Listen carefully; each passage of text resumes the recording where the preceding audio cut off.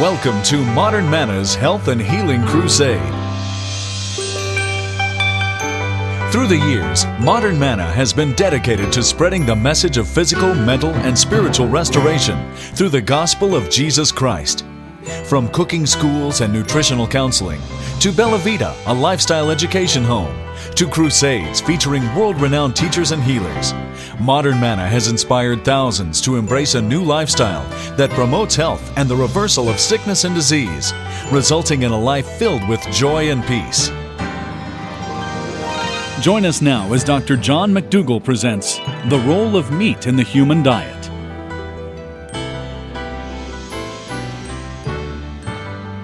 What is this, the fourth year? More, he says, it's more. I talked Dr. McDougall into spending 2 days with us this year instead of one. It was not an easy thing to do either. But we've got to become pretty good friends. And when I think of vegetarianism, there's two names that always come to my mind, and it's John Robbins and it's John McDougall. And I believe that John has played a very pivotal role in bringing the light of a plant-based diet to the public and to the United States of America. He has a number of books he's authored. He has DVDs on lifestyle, and they'll both be available at the end of these meetings at the back booth, so don't try to rush back there now, at a very fair price. But I love this man. I love his work. He is another advocate for truth. He will not compromise. As I said earlier, one of the prominent alternative medicine men waved the white flag with the Atkins program, and Dr. McDougall and I had a talk, and he says, "You'll never see me waving the white flag. There's no compromise when it comes to lives." So let's welcome Dr. John McDougall with a warm welcome. Thank you, Danny. Thank you, Danny. It's always good to be here, especially after this week. I spent the week talking to a group of doctors. And they were really offended by my presentation. Yeah, they were offended because I got real serious about it. Because, instead of presenting things in a very formal, very impersonal way, I got real personal, real formal right in their face. And I said, I'm not talking about repairing televisions or a gasket blowing out in your car. I'm talking about people. I'm talking about wives and husbands and mothers and fathers and children that are suffering and dying because of the misinformation and the nonsense that goes on. They actually allowed a doctor to speak at this particular conference I was at, to speak about the advantages of eating lots of meat and lots of protein. Yes, and I said, that will not stand. I will do everything I can to discredit this man publicly, but professionally and politely, and I did. He had a tough week, let me tell you. So, to be here is a pleasure because, I feel like I'm among friends, to say the least, to be here. But who knows? If you'd like to be challenging, that's fine too. I enjoy that. It's just, I get a little frustrated with some of my colleagues because they just somehow can't see the urgency of getting this straightened out. And the evidence is overwhelming. And what I'd like to do with you today is share with you some of the evidence that I ask you to look at as well as them. Can we have the first slide, please? Okay. What does Mark Twain tell us? He tells us the truth is mighty and will prevail. There's nothing the matter with this except for it ain't so. And isn't that the state of the world today? Isn't that the way it is? Can you absolutely believe that your friends and relatives believe and follow a practice of eating pork rinds for good health? If you'd asked me 15 years ago if this could have ever happened, that we'd have a society, in fact, a whole world that believes that good health comes from eating as much meat, as much dairy as you can possibly stuff in your face, I'd have told you were crazy. As a matter of fact, I remember a conversation I had with my book publisher, which was Penguin at that time. They're Penguin Putnam now. It was back in the late 80s. They said to me, "McDougall, we want you to change your style of writing. We think high-protein diets are going to be popular here in the very near future. And so we'd like you to start writing high-protein diet books. And I says, I bet you think I'm just writing books and I really don't believe what I say. They said, look, you're of the 80s and the high-protein diet guys are of the 90s. Face it. And I laughed at them. I said it could never happen. Why? Because the truth is the truth and the science is solid. That these diets are dangerous and the right kind of diet for people to eat is a plant-based diet. I never believed such a thing could happen. I was wrong. Obviously wrong. But hopefully it will change soon. Hopefully the truth will prevail. Over half of the U.S. population is either on a low-carb diet, has tried a low-carb diet, or plans to be on a low-carb diet. Now you understand what I mean by carbs. I'm talking about carbohydrates are plant foods. Meat has no carbohydrate in it. Carbohydrates are starches, vegetables, and fruits. And get used to that word. Starch means plant, whole plant food. It means carbohydrate. It's a better term, more scientific term than complex carbohydrate. Starch really is the term that you ought to be thinking about when you think about what you should be eating. Don't think about starch as thinking something that you're going to stiffen your shirts with. Starch is the scientific word for carbohydrate. The Atkins diet has gotten to the point where TGIF Fridays advertised up until last week. I just checked their website. You won't find it now. But they advertised up until last week their Atkins-approved menu. They still have this up there. They still tell you you can order Atkins-approved meals, which is a sizzling New York strip steak, or another choice is a bunless burger made with 2 patties of beef. But the thing that is so concerning is this. They ended the menu with the following statements. They said, this not only helps you lose weight, but reduces risk factors associated with serious diseases, including diabetes and heart disease. That's right. Now, I know why they took it down, because they are either going to get sued or they were worried about getting sued, and they should be sued. But that kind of irresponsible discussion to say that you can, essentially that message is you can prevent heart disease and diabetes by eating globs of meat, and it's just the opposite. And people will die hearing that kind of message. It's gotten so bad that Burpee's Peas, you know the seed seller Burpee? Burpee's Peas now advertise low carbohydrate seeds that you can buy. Yeah, that's right. Our creator made a mistake by putting carbohydrate in the plants, I guess, because Burpee's is trying to correct that and telling you you can order actual seeds that will grow low carbohydrate plants, which is complete nonsense. They say lettuce and cucumbers and radishes and broccoli and celery are the ones you should choose. Think about those are the traditional diet foods that people always chose to lose weight. And you avoid onions and green peas and parsnips and winter squash. What nonsense.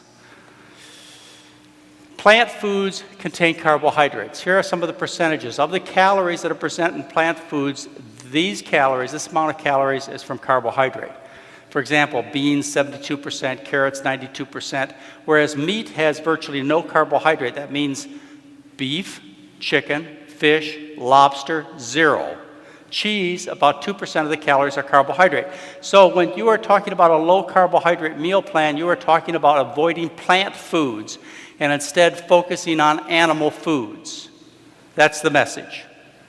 And so I may mention carbohydrate, I may mention plant foods, but you interchange the two because you know how they are associated now.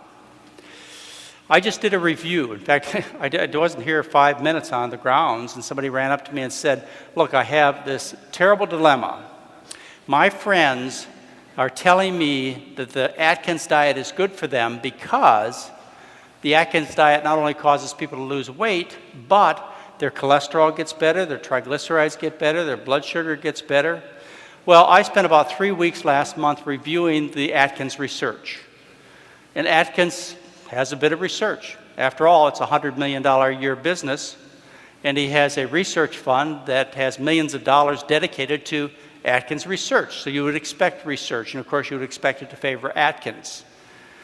But the truth of the matter is, when you look at the scientific studies, and I reviewed them all, and they're all there for you to look at. If you go to my website and you look at the May 2004 newsletter, you can go through this. Anybody says to you, the Atkins diet is so wonderful, the science proves it, you say, well, here, look at this evaluation of the science. And I guarantee you, you will find nobody who will find fault with what I said. They may not like it, but they won't find fault with it.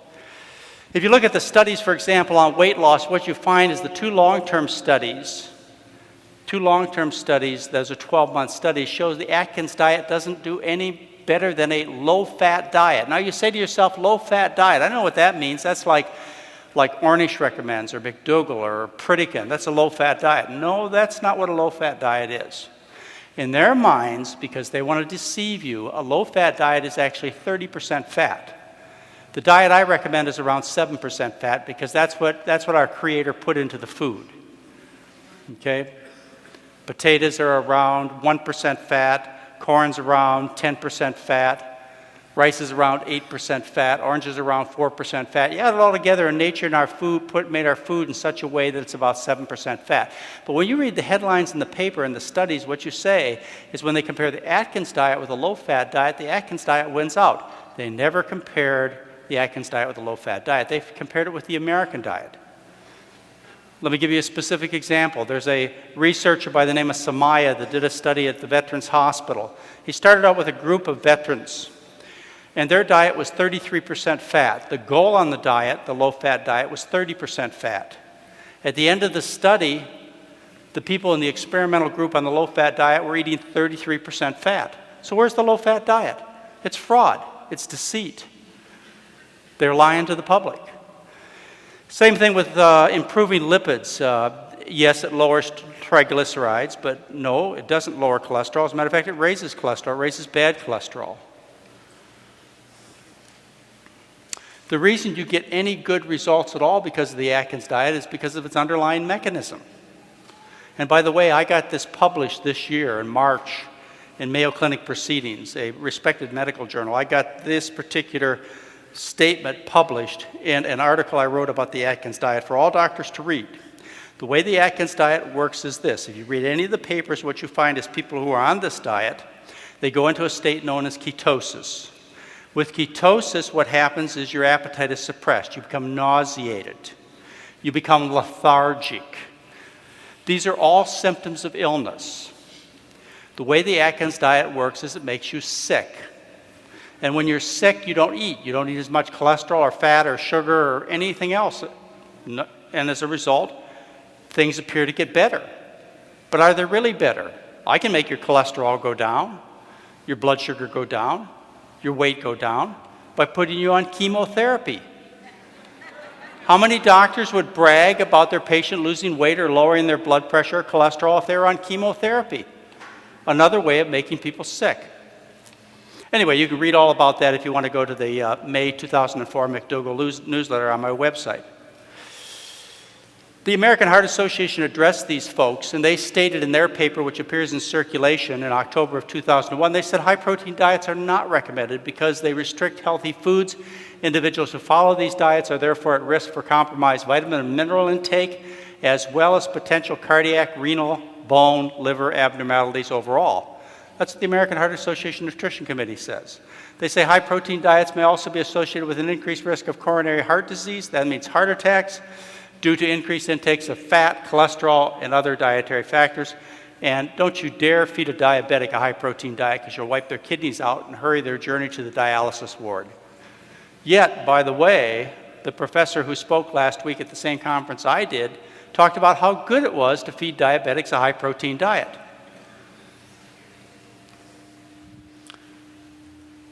So why do these diets persist? Why are they out there? Why do they succeed? I don't really have all the answers for it, but I have a couple of them. One is people like to hear good news about their bad habits. You tell me I can lose weight and get healthy by chewing down on pork chops and pork rinds and Parmesan cheese, and yeah, I'll go for it. People love to hear good news about their bad habits. Plus, when money speaks, the truth is kept silent. And there's a ton of money in the meat industry and the beef industry. They are absolutely thrilled with these kinds of diets. And of course, it does a lot for my business too. People who follow these kinds of diets are going to be a lot sicker, which will require a lot more doctor treatments. Okay, your friends are confused, maybe you're confused, but I want to address this from a point of view that will get rid of all the confusion. What I want to do is go through some thinking with you to see if we can figure out what the optimal diet is for people. And there must be an optimal diet for people, don't you think? I mean, I got all these pets at home. I love animals, okay? I have this wonderful bird, and I know what my bird eats. My macaw lives on nuts and seeds and fruits and vegetables. And I got this really neat kitty cat at home, too. And I feed my kitty cat meat. And I got a great dog at home, too. And I know exactly what he's supposed to eat. I've got all these lovely animals at home. I've had a horse in the past. I know what the horse eats. And you know something? I have yet to find my cat enjoying walnuts. And I don't dare feed my macaw beef. In other words, there's a diet for each and every animal that as people who love our animals, we make sure that they get the right kinds of foods because we want them to stay healthy, right? Everybody knows what those diets are, and you'd never mix them up because you know your animals would be sick and dead. If you fed your racehorse cat food, what would happen? You'd have a sick, dead racehorse, and that would be no fun. So there must be a diet for each and every animal. Yet what do we feed ourselves and our children and our spouses and our parents? What do we feed them? We feed them foods that if you fed them to animals, what would happen is the Humane Society would put you in jail. If you gave your dog cakes and ice cream and cookies, the Humane Society would be after you. But you can get away with your kids, can't you? Yeah. And yourselves and your parents and so on. And that doesn't make it right. So let's look for the optimal diet for human beings. First thing I want to do is touch upon religious teachings. To me, religious teachings, and I know what the orientation is here, so certainly I'm going to have a great interest in covering this particular teaching thoroughly, but religious teachings to me, in addition to everything else you believe, are a testament to human knowledge and history. Because they've been around for thousands of years. And if the teachings weren't true, then they would be discarded, don't you think? Regardless of what religious value you want to put with these teachings, if these particular books, these particular teachings are kept around for thousands of years, they must be valid. Or they discard them. Why would you keep nonsense around?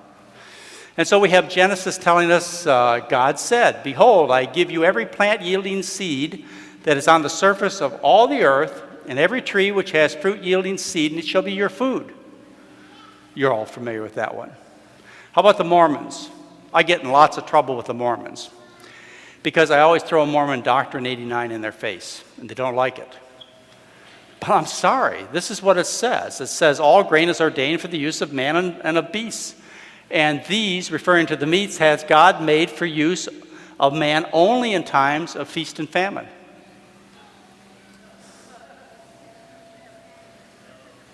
I mean, that's what it says. Famine or excess hunger. And that's what Mormon Doctrine 89 says, but I can't tell you the number of Latter-day Saints that are upset with me, and they don't want to hear that they're supposed to be vegetarians. I didn't write it. How about the Hindus? I love this one. Karmic consequences. The Hindus teach, and many of them are vegetarians, by involving oneself in the cycle of inflicting injury, pain, and death, even indirectly by eating other creatures, one must in the future experience in equal measure the suffering caused. Yeah.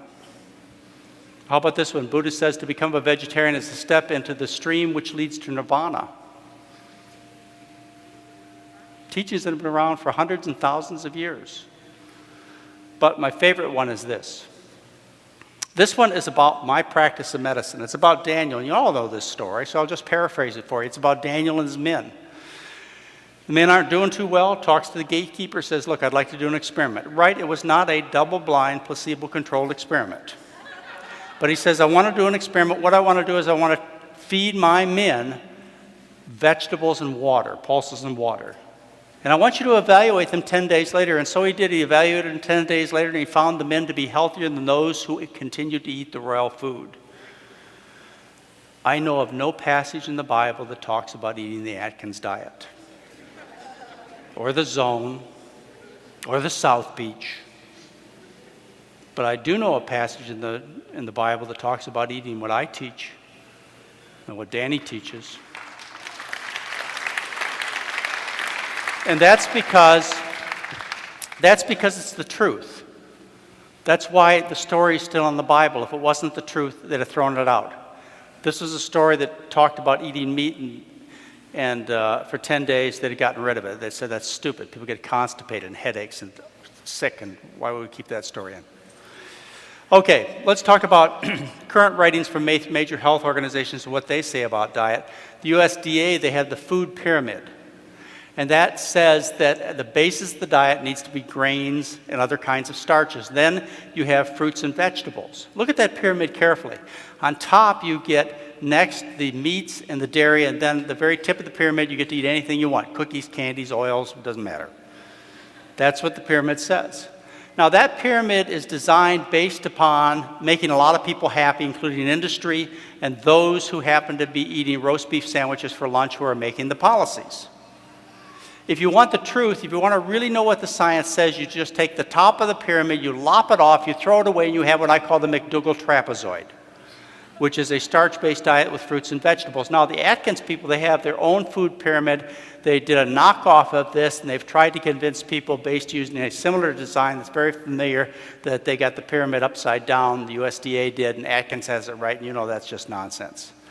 The World Health Organization says eat a nutritious diet based on a variety of foods originating mainly from plants rather than animals. The American Cancer Society says eat a variety of healthful foods with an emphasis on plant sources. Limit consumption of red meats, especially those high in fat and those that are processed. The National Cancer Institute says that colon cancer is caused by high protein, high fat, high meat diets. Every single health organization in the world has the same message. That is, you should eat more plants and less animals. There is no exception.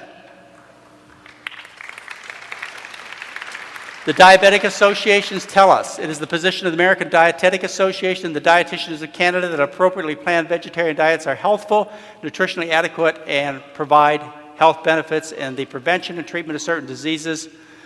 So there is consistency.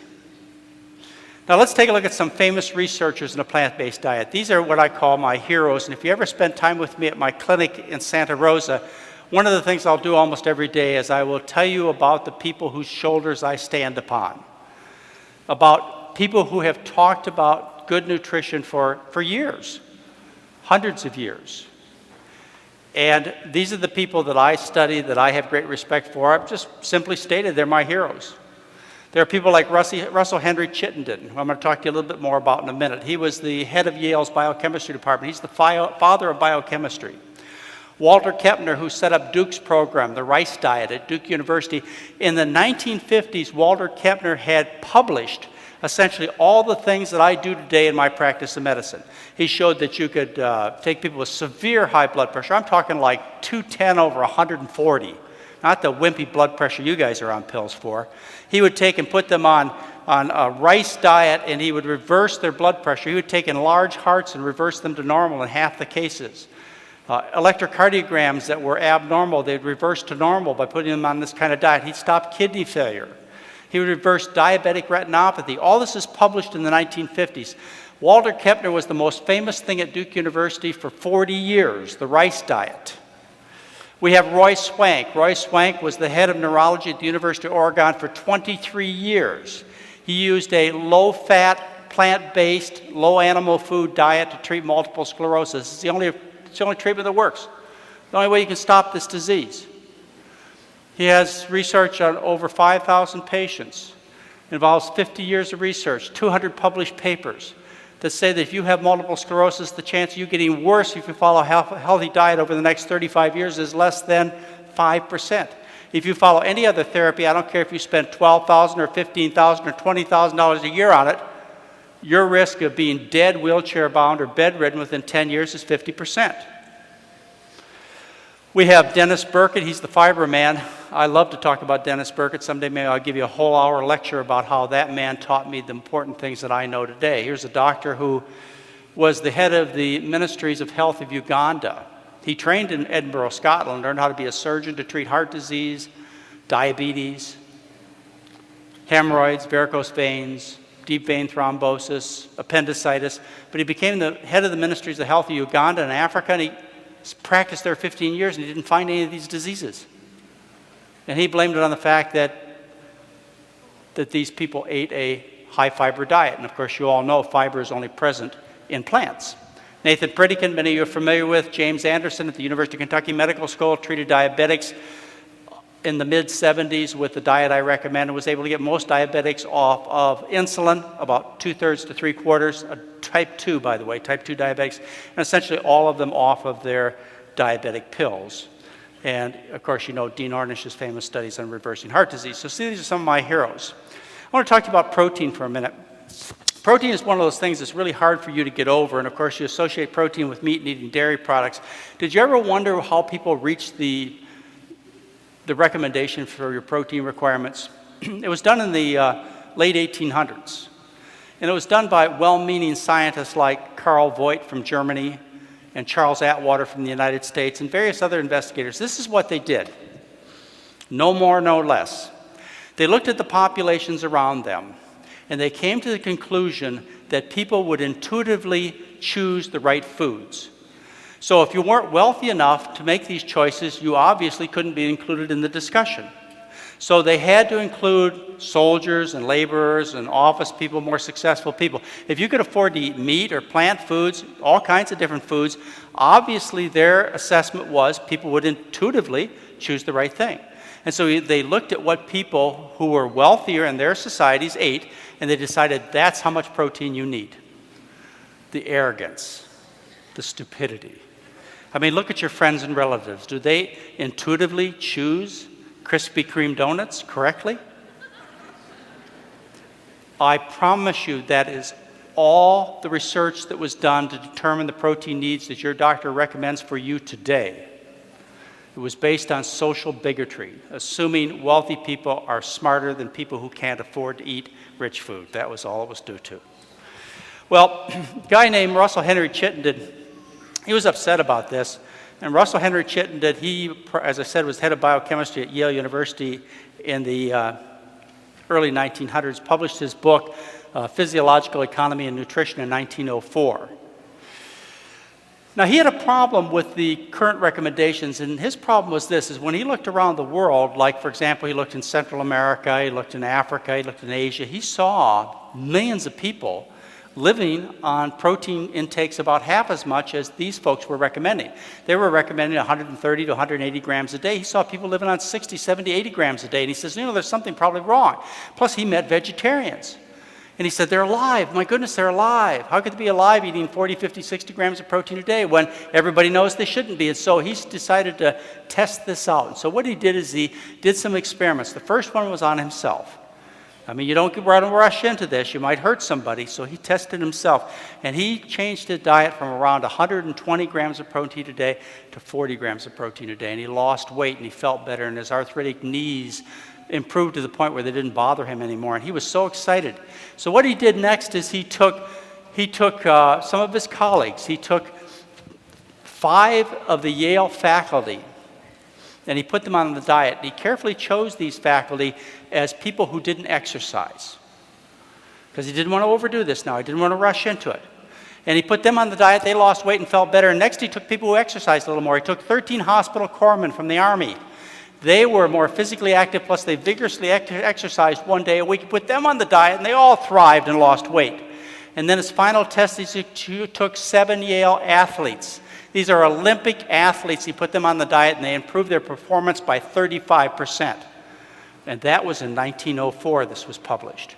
100 years ago, and still the same nonsense about protein is being taught. One of my other heroes is William Rose. He published his final work in 1952. He published 16 papers which are in the journals of biochemistry, which are considered nutritional classics. Some of the most important papers ever published in the scientific literature were published by William Rose. He started out studying rats. Why did he study rats? Because rats were the model for nutrition. And some investigators by the name of Osborne and McDougall, they did some studies back in 1913 that showed, you maybe remember these studies, they were published in your textbooks. In your textbooks, what it showed was when you fed the rats vegetable protein, they grew poorly. That was class B or inferior protein. And then when you add a little meat to the rat's diet, they grew great, and so meat was class A or superior protein. Do you remember those charts? I had them in my books. Well, that's from Osborne and McDougall's experiments in 1913. Now, what Osborn and McDougall didn't figure out back then was that rats weren't people. And so as a result, they got it wrong. But William Rose came around to figuring that out. He straightened that all out by doing this. He took his college students and he put them on various kinds of diets to determine what they needed in terms of protein and amino acids. And he found out that we were more efficient than rats and that our amino acid requirements and protein requirements were very small. As a matter of fact, this chart, which you'll find in many of my books, this chart right here, which you'll find in many of my books, clearly shows what Rose found, and that is that amino acid requirements and protein requirements are easily met by any single plant food. Not only are the requirements that are designated as recommended requirements met, but requirements that are designated, not only are requirements that are designated as minimum are met, but requirements that are twice that large, which are designated as recommended, are met by any single plant food. Now, people should have been able to figure this out because they actually had this data in the 1930s and 40s, and that's the data on the protein content of the milk of various animals. And what you find is the protein content of human breast milk is very, very low. We have 1.2 grams for every 100 grams of fluid milk. Now, why is the protein content in humans so low? The reason is because humans grow slowly. It takes about 17 years for a human to grow from birth to adulthood. Whereas animals that grow faster, they need more protein. So if you look at the protein content of various animals and you look at their rate of growth, you see why other animals have different needs for protein. For example, a cow doubles in size in 47 days, whereas a human being takes 180 days. And a cat doubles in size in 10 days. Look at the difference in protein content of these various animals. You see, as you increase the rate of growth, you need more protein. See, so that was Osborn and McDougall's basic mistake. Okay, so we've looked at some of the historical figures in terms of our scientists. Let's take a look at some anatomy and physiology here for a minute.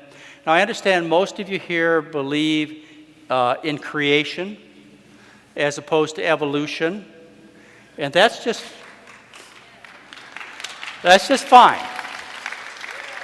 This is not what I'm discussing here, so don't make a mistake. What I'm talking about is the present state of the human being, no matter how you've decided it got there, okay? So we're going to avoid this particular conflict, and I will not make my opinion noted here. I will instead let you realize clearly that we are not discussing this at the present time. What we're discussing is the present state of the human being, regardless of how it got to where it is. When I was growing up, I was told by my mother that it was important for me to eat meat. Okay, she told me it was important to eat meat. Johnny, she'd say, you have to eat meat because if you don't, you won't get your protein. And I would chew and chew and chew and chew this piece of beef until I'd get it chewed into this round, fibrous ball that I couldn't swallow. And I'd eventually take it and stick it under the edge of my plate or pass it off to the dog.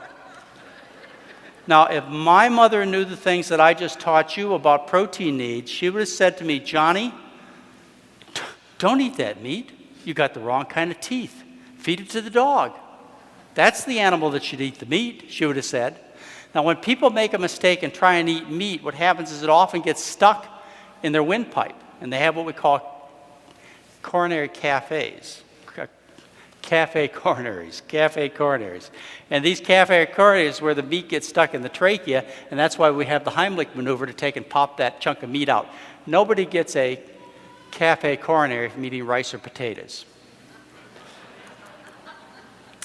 Compare the teeth of a carnivore with the teeth of a vegetarian. You know, a chimpanzee is a vegetarian. Basically, they live on leaves and roots and bark, and they do eat animals, by the way. They do eat little tiny animals like termites and little tiny rodents, they do. But it's not for nutritional needs, it's a social thing. It raises the status in the family. If you go out, a male goes out and catches a little animal and brings it back to the females, okay, it's a status thing. But look at the teeth of that chimpanzee and compare it to the teeth of a true carnivore versus the teeth of a human being. Now, I'm going to make this statement, and I know it's going to bother some of you, and I know you'll try and contest with me over it, but observe more than a sample of one. I've talked over probably 100,000 dentists and dental hygienists in my career. And every time I go to speak, I say to them, I would like you to show me the incisor teeth, the canine teeth in a human being's mouth. I want you to show me the teeth that were designed to reach out, puncture, and kill an animal. And they always point to the four here, okay? Okay? Now, when I did this last week with a group of doctors, one lady came up and tried to show me her fangs. Admittedly, they were a little more pointy than the lady I just showed you, but they're in no way near that of the cat, and you should get the point. On the tip of our tongue is a taste bud for carbohydrate. We are designed as seekers of carbohydrate. You know that on the tip of a cat's tongue are taste buds for aminos. They're designed to seek out meat, aminos, protein, amino acids. The cat does not have taste buds for saccharides, sugar. Why? Because they're not designed to eat these things. Whereas we have taste buds for only saccharides as far as calorie-given substance. We have no taste buds for protein. There are all kinds of other qualities about the human being that tell you that we have to be living in, and those of you who believe in evolution, we have to have evolved in a plant-based surrounding. Why? Because we have a lack of enzymes to make, we have a lack of enzymes to make certain things that are necessary for us that would be found in plant foods. For example, ascorbic acid. Ascorbic acid, you may know as vitamin C, but in a cat, it's not vitamin C. Why? Because it's not a vitamin. Why? Because a cat can make it.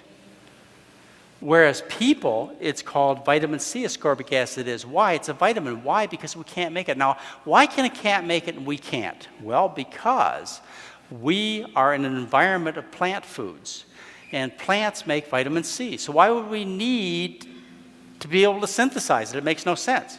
Whereas a cat is in an environment lacking plant foods, so it's going to have ascorbic acid. It's got to make it.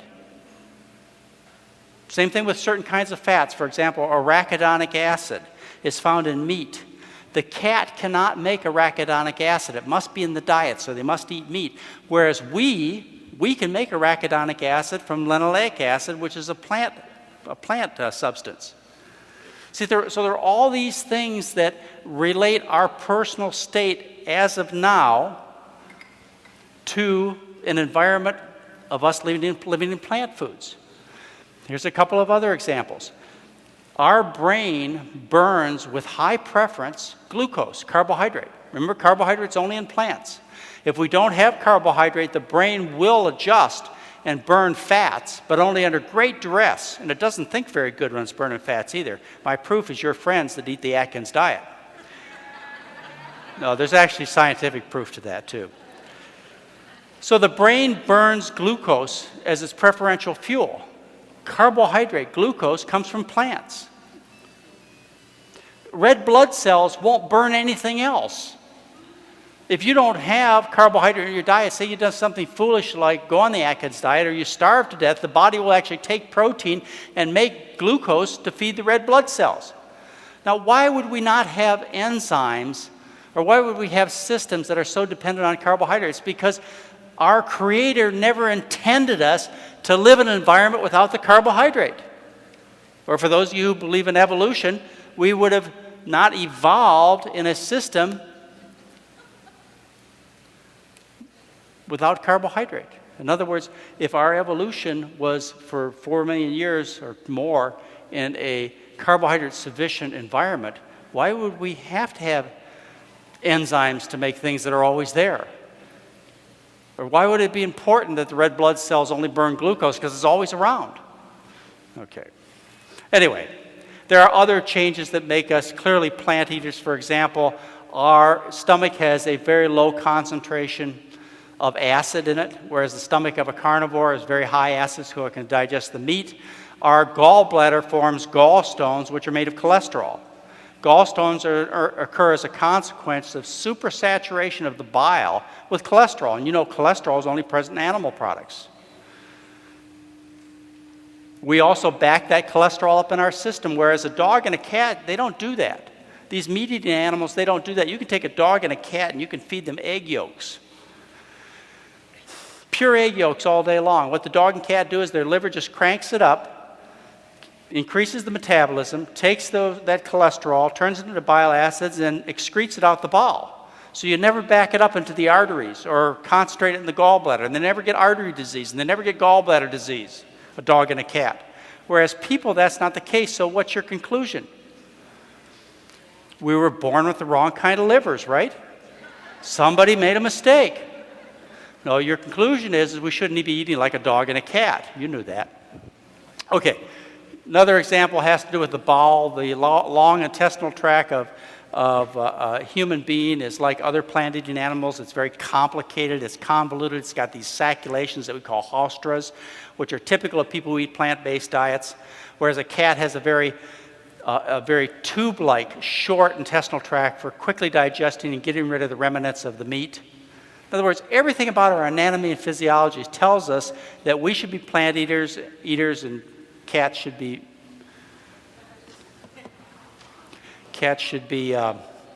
meat eaters.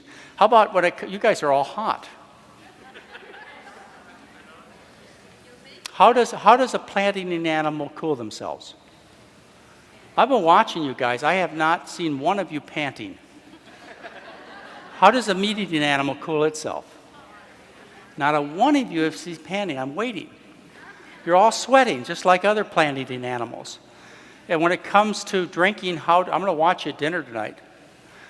How does a plant-eating animal drink water? It sips. And how does a meat eater? I better not see any of you lapping tonight either. Okay. Oh, jeez.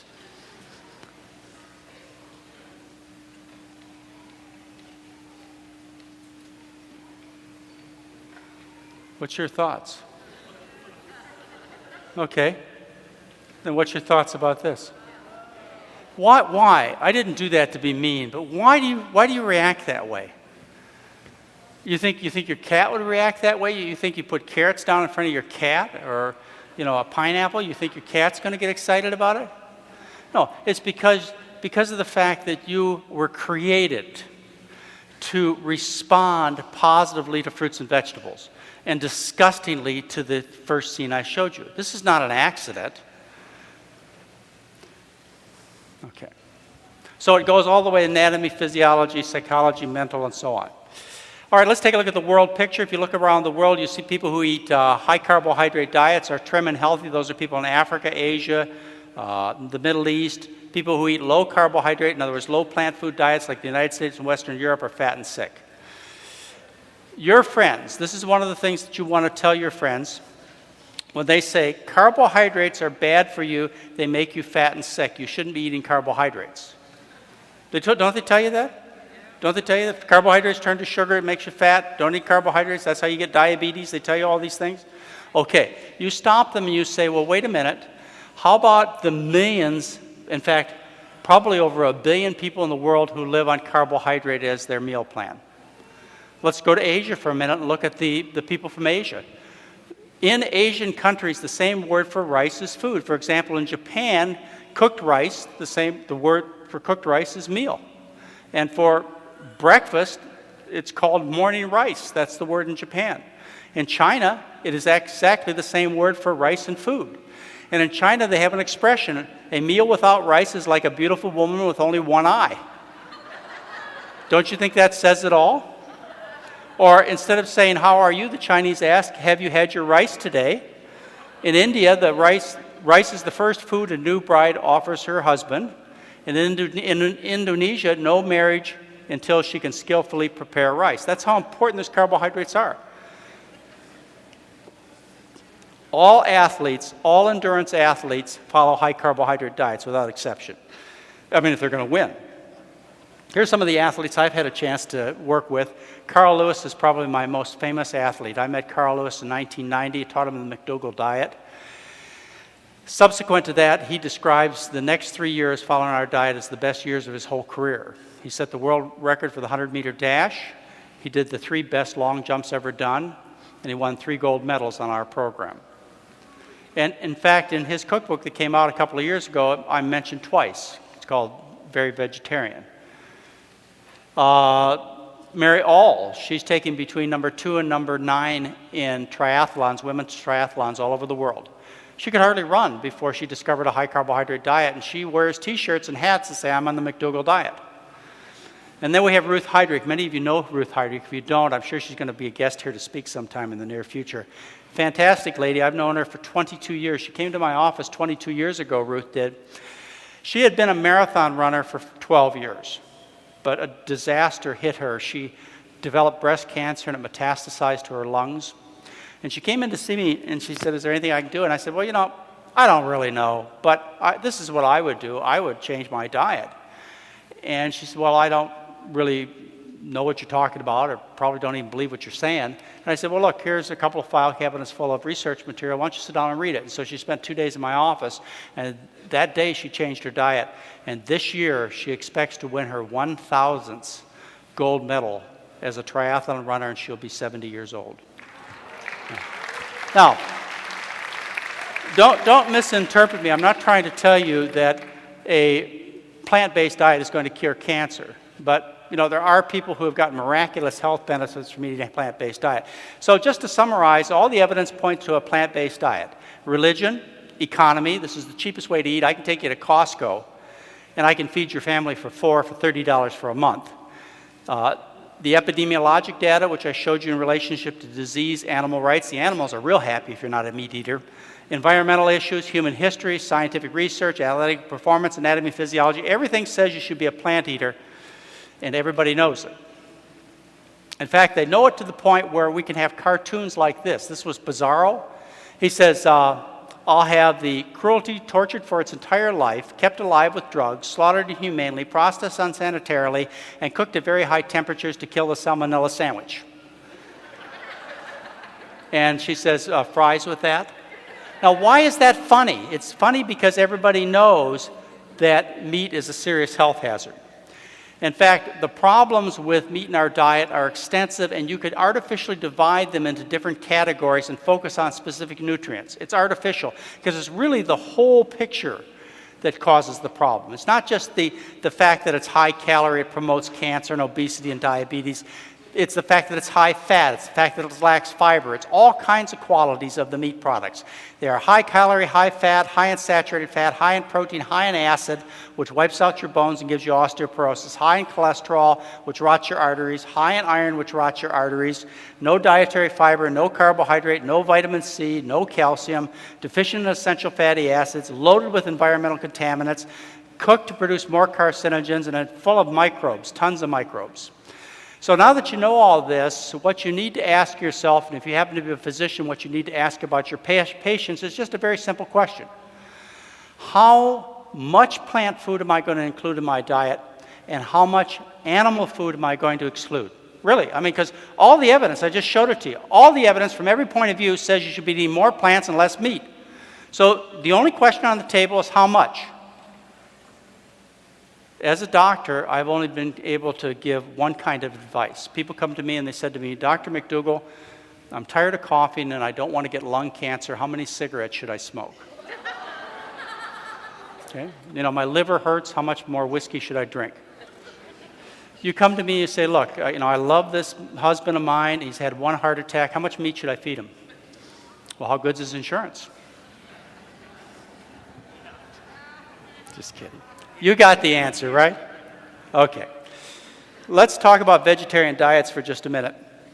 Vegetarian diets, there are all kinds of them, and I want to make clear that I am not a vegetarian, first of all. And I'm not a vegetarian. I refuse to be a vegetarian until vegetarians become healthy. I eat turkey every other Thanksgiving in protest of being called a vegetarian. Now, when all the other vegetarians that you see speak here or you meet in your your goings-on in the world are trim and healthy and an example of good health, then I'll become a vegetarian. But until then, I'll protest every other Thanksgiving. Because some vegetarians are very unhealthy. For example, we have vegetarians that live on chicken and fish, and they call themselves vegetarians. They live on dairy and eggs, and they're full of fat and full of cholesterol. Then we have the doughboy vegetarians who live on sugar and white flour. And then we have the wino doughboy vegetarians that are drunks. There are lots of those. They're still vegetarians. Then we have the soy boys that live on fake food. They have fake bacon for breakfast, fake turkey for lunch, fake cheese sandwiches for dinner, fake ice cream, fake everything. It's a fake diet. It's not healthy. And we have the greasy vegetarians and we have the raw fooders. Raw fooders live on nuts and seeds and fruit. In other words, they live on fat and sugar. That's not what I try and teach. I try and teach a whole plant food-based diet with exercise and clean habits. And if you happen to want to eat unhealthy foods on occasion, that should be your choice. This is the diet. It's starch-centered with the addition of fruits and vegetables. Be sure to understand that starch is the center. It is not a diet of broccoli, cauliflower, and sprouts. Not enough calories. It is a diet. It is a diet based on starches like rice, corn, potatoes, beans, and so on. Now, there's these foods which are supposed to be delicacies. These are rich foods for special occasion. But in America, we have a holiday every meal. We start out with breakfast for Easter for breakfast, and we go on to Thanksgiving and Christmas for lunch and dinner, and then we have a birthday party after dinner. The kind of results that we get on this kind of diet are weight loss, about 5 pounds for men, 4 pounds for women, and that's eating as much as they want, as long as they want, or as often as they want. We also have long-term results. We did a study with Blue Cross Blue Shield of Minnesota. We were able to decrease their health care costs for the employees by 44% per year, and the weight loss was an average of 36 pounds, or in other words, a 17% loss in body weight maintained over a year. And that's what long-term weight loss shows when you take and look at studies, for example, the National Weight Loss Registry, which involves about 5,000 people that have lost on average 70 pounds and kept it off an average of 6 years. Their diet exclusively is a low-fat, high-carbohydrate diet. None of the people involved in this registry are on the Atkins diet. Our diet lowers cholesterol 29 points on average in 11 days. If you start with high cholesterol, the drops are 65 points in 11 days. We drop triglycerides in half with this kind of diet. Drop blood pressures, 7/5 millimeters of mercury. That's the whole group. But if you start with high blood pressure, say 150/90 or greater, the average drop is 23/14 millimeters of mercury. And we stop all their blood pressure medications, by the way, in almost every case. So the question is you've been faced with the science and the knowledge. What are your excuses for not eating a healthy diet? One of the big excuses I find in people is indestructible genes. Okay, they have good heredity. And I want to introduce you quickly to a couple of people. One is my great-grandmother. My great-grandmother, she's called Old Mom. She lived to be 106 years old. When I was growing up, she would tell me, John, you eat too much meat. It's going to make you sick. And after I became a vegetarian, she was about 103, she sent me out to get her a hamburger. And I brought back a little hamburger for her, you know, the one with the paper-thin meat and the little white bread bun with a pickle. I brought her back one of those, and she set it down in front of her, cut it in quarters, proceeded to eat 2 quarters, picked up 1 quarter, shook it in my face and said, if you'd eat a little more meat, you'd be healthier. And then put those 2 quarters away for later on. Okay, she was healthy because she was a moderate person. I am not a moderate person. I do everything with lust, with gusto. Okay, and I've learned that about myself, and some of you are the same way. So if you're like I am, you know, I don't smoke 2 cigarettes, I smoke 2 packs. I don't drink a small bit of wine, I drink the whole bottle. You know, I don't have a little tiny piece of hamburger like she does, I have 2 double pounders. So if you discover that about yourself and you're like me, then what you've got to do is surround yourself with good things and just focus on good habits. And then that was my grandfather, Old Pop. Now, he ate the rich American diet too, eggs for breakfast and meat and onions for dinner. Well, he didn't do so well the last 15 years of his life. The last 15 years of his life, he couldn't walk because he had such severe atherosclerosis in his arteries. He lived to be 87, but he eventually died of kidney failure. His life would have been so much better, even as tough as he is, it would have been so much better if he'd ate a healthy diet. So my message and final message to you is that if you want the health that you deserve and your family deserves, take it serious. I've given you the evidence. There's really no way around it. You need to change your diet. You need to minimize your meat and your dairy intake, and you need to maximize your plant food intake, and you will have the kind of health that was intended for you. People were not intended to be fat. They were not intended to be sick. They were intended to look good, feel good, and function well for a lifetime. And if it's not happening that way in your life, it's not because God made a mistake. Okay? It's not because you have some genetic problem. It's not because of some other mystery or you caught a virus. It's because you have been incorrectly taught how to fuel yourself and your family. And once you make those changes, because of these healing and life-giving forces that are in all of us, you get well. You get off your medications. You enjoy good health. It's really that simple. I can't make it any more complicated for you. Thank you very much.